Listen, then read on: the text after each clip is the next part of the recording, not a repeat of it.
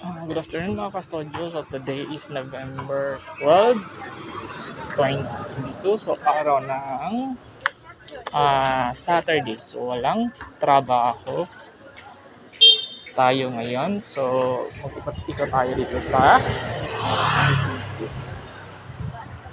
ito naman po ang Yap San Diego Ancestral House na makikita natin dito sa malapit lang sa sa Parian.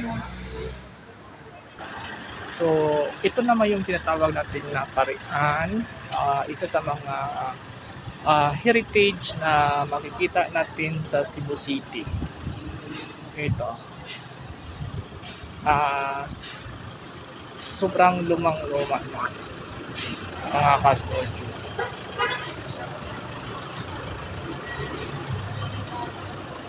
Siguro sa panahon pa ito ni Ferdinand Magellan nang pumunta siya dito sa Cebu nung conquer nila dito sa Cebu.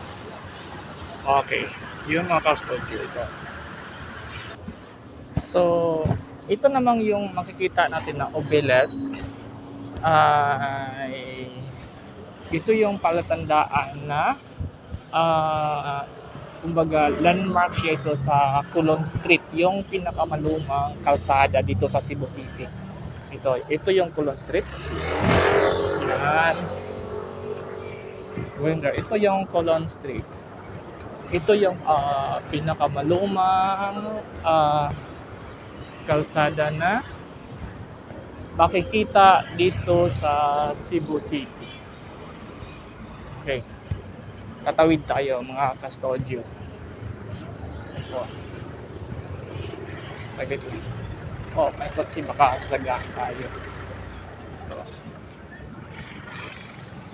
Okay, ito yung pinakamalumang kalsada na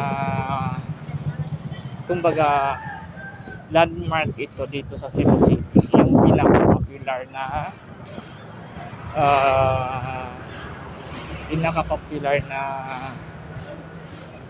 landmark dito sa Cebu City, yung Colon Street, Cebu City.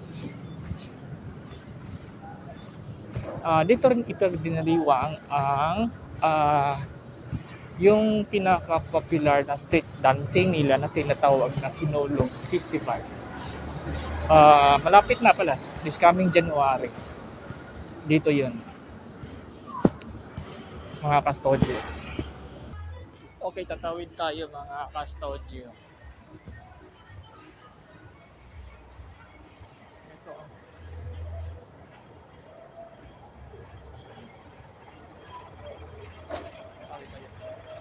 So, dami pa rin tao dito.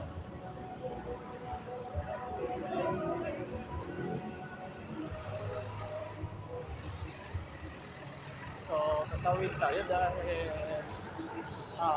may bibilin tayo sa sa Watson.